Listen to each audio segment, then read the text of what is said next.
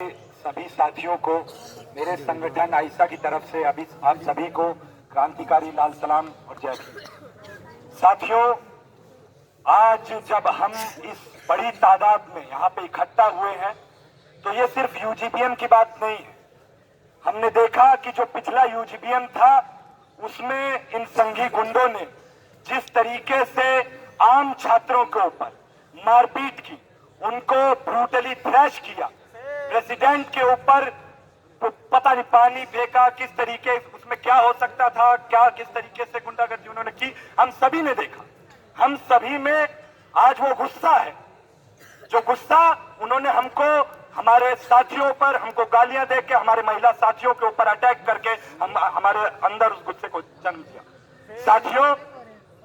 आज जब हम इस चुनाव की प्रक्रिया में जा रहे हैं,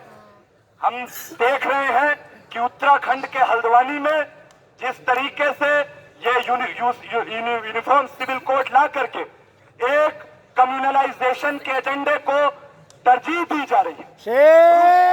जिसको हम यहां से कंडेम करते हैं, उस चीज की निंदा करते हैं। और जब हम एक स्टूडेंट हैं तो हम पढ़ते लिखते हैं, हम संघी गुंडों की तरह नहीं है जो बिना कुछ पढ़े बस इसी तरीके से गुंडागर्दी करना जानते हैं, उनको डिबेट डिस्कशन का कोई माहौल नहीं पता। आज मैं सुमित सरकार की एक किताब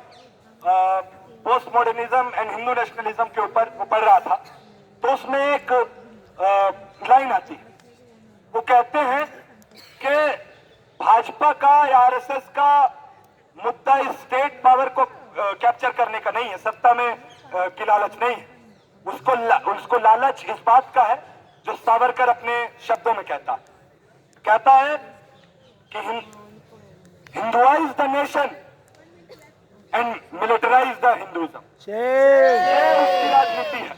कि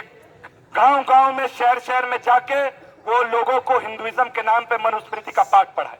ये उसकी राजनीति है। साथियों, और जब हमसे पूछा जाता है, ये अपने संगठन के बारे में बताते हुए कहूं क्या ऐसा क्या, तो ये 2008 में ये बात कही गई थी, मैं इस बात को दोबारा दोहराने देना चाहता हूं कि भूख और दुख से लड़ने वाली उम्मीद और सपने का नाम है ऐसा, शिक्षा, रोजगार और सामाजिक न्याय के लिए उठने वाली ताकत का नाम है ऐसा। और ऐसा वैसा नहीं, इस कैंपस में छात्रों मजदूरों के अधिकारों के लिए, उस देश में गरीबों वंचितों की राजनीतिक दावेदारी के लिए कुर्बानी और मर मिटने के जज्बे का नाम है ऐसा। और मैं बात को